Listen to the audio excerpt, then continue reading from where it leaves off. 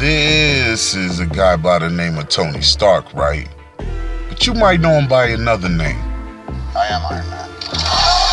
And if he doesn't look familiar there, he might look a little bit more familiar here.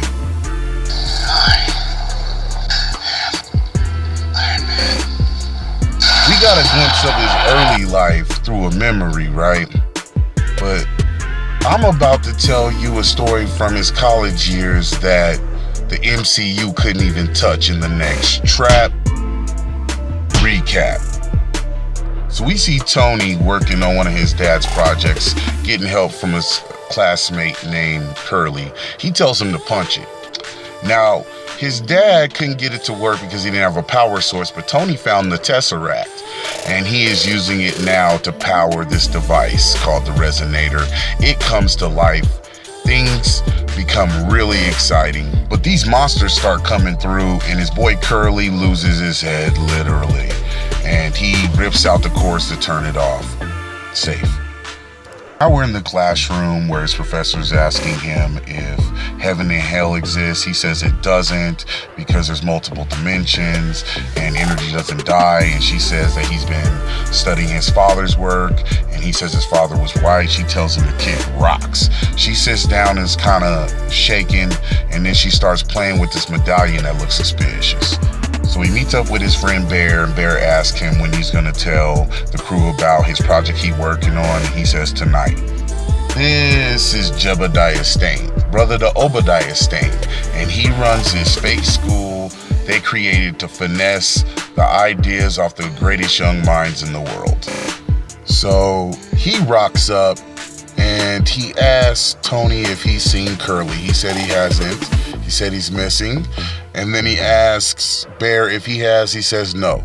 So now we're at the bar that night, and they're celebrating his achievement. And they all want to know where's he been. This is his girlfriend, and she really wants to know. So he tells them about how his dad was working on this device that will prove that schizophrenics are actually seeing another dimension. So he takes them off to So when they see it, they're all like, yo, it's really cool. What is it? And he's like, it's the Resonator, and we're powering up.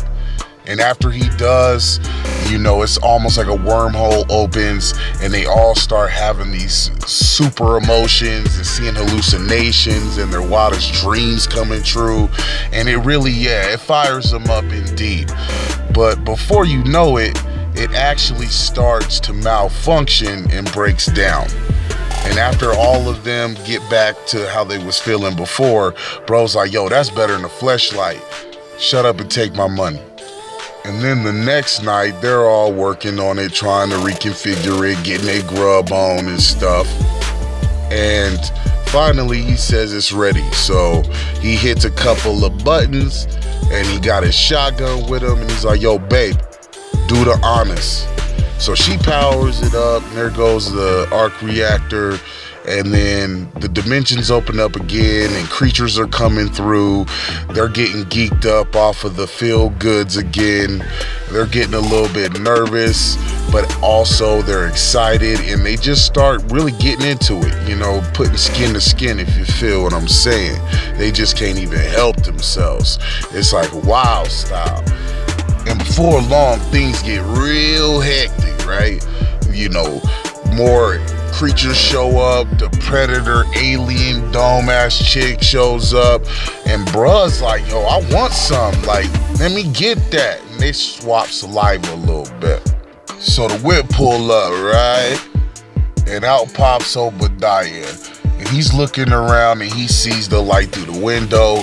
Tony starts having flashbacks of his dad, him telling him how he's too busy and to not mess with his machines and to shut it off now.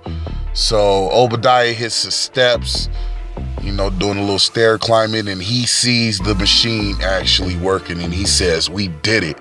But he slides out of there with the quit. So Tony and his dad start yelling at each other. He gets attacked by something that looks like it came from Xandar. His girl takes a shot, hits something, but she gets stabbed through the torso by something behind her. Blondie runs to go get her. Luckily, they go to a school of all geniuses, so everybody's a certified doctor, and they just start working on her. They give her the paddles a few times. 1, 2, and third time's a charm. She comes right back.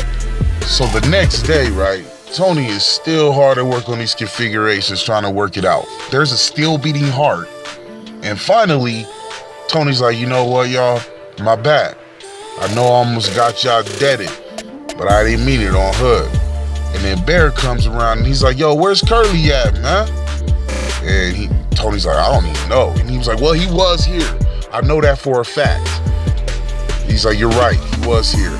Then what happened to him? For real. Jebediah walks in and he says, Curly's in Canada, in prison, because he had been stealing stuff from around campus and trying to sell it across the border. And if y'all know what's good for y'all skedaddle before I make your head rattle. And then he starts complimenting Tony, telling him how him, his brother, Obadiah, and Tony's dad all built this together and they couldn't get it work. And you finally did it. And he's like, it's not working, it's broke. He said, I saw it work last night, man. Don't be trying to finesse me. Matter of fact, check this out. And cocks the pistol. He's like, you gonna get it to work. He said, just step back, I'll turn it on. So he goes to turn it on. After he does, he one-hands the shotty and puts it all through the machine's body. Jebediah says, you better get that working by the night, or I'm turning you in. So he does a little tinkering, a little fiddling, you know what I mean? And he goes to try to turn it back on, but he doesn't realize he's in the presence of a gangster. He goes ahead and powers it back up. Tesseract comes back to life, and the wormhole reopens. The still beating heart is beating its ass off. Even the monkey doesn't want to see no evil. And the heart falls off onto the ground, cracks, and then looks like it kind of slid away. So Stark starts to follow it slowly but surely, while still being followed by a real one. So he finally scopes it and shoots his shots, and he gives it everything he can. But while he's standing there, the heart latches onto his neck. And he's like, oh yeah? You look like you that good protein. And he just takes a chunk out of the heart. And then he throws it up in this barrel. And he's like, yo, that'll be enough of that. But he ain't even got a chance to breathe, because something else is attacking him. It looks like it's straight out of like Rick and Morty and stuff. And he leaves that thing leaking. But before he can even get a chance to check on the machine, he's getting attacked again. But this time he's like, you know what? I'm shanking him. And he just starts sticking him. And then Jebediah just sleeps his ass. So Tony wakes up. He's looking around. And he sees Jebediah dressed like he is the Sorcerer Supreme. And he's like, yo, you can't turn it on. It's too dangerous. People will die. He's like, you sound just like your dead dad. And that's why he's dead right now. This is a modern achievement. This will help people by making me a god. And then he just slaps the shit out of him and walks away. He powers up the machine. The Tesseract comes to life. The portal opens. And he is embracing it. Jebediah is connecting with it, and he tells him the only way to control them is to become one. And he touches the machine, and it just gets like a space odyssey in this. And out of nowhere, he turns straight up dead ass into Emperor Palpatine. He's like, unlimited power. And he just starts force choking him with the lightning too. And then he turns around and Bear's like, yo, I kick ass. And then he just belts him a couple times, but gets thrown across the room. The cavalry show up, and they just taking shots at everything moving.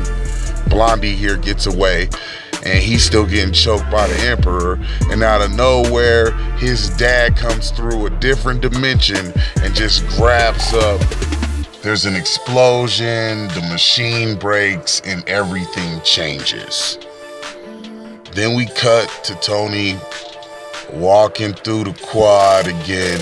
He meets up with his girl, and he's like, hey, are you feeling good? And she's like, I'm feeling great. He's like, yo, I should have told you this more, but I love you. And she's like, yeah, you better love me, because we are engaged. And he's like, what? Who paid for that? And then his other homie, bro, he shows up. Blondie, Bear, everybody shows up and they're feeling good. They have no recollection of what he's talking about. Even Curly shows up and he's like, hey, what's up, bro? Hey, I want you to meet my foreign exchange friend. His name is Baron Zemo. He's like, hello, I am Baron Zemo. It is very much a pleasure to meet you. And it looks like Jebediah is back, only he's smiling and happy. And they're just watching Tony and his friends. And the professor, she still got her weird amulet. Come to find out, that's a subsection of Hydra. Sup?